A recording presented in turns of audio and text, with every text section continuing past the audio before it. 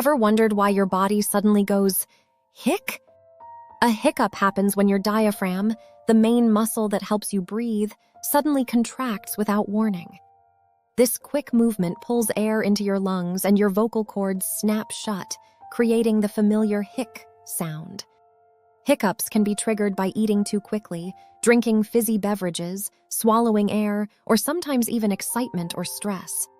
Most hiccups disappear within a few minutes, but if they last more than 48 hours, it's important to see a doctor because they can sometimes be a sign of an underlying medical problem. Follow for more fascinating medical facts.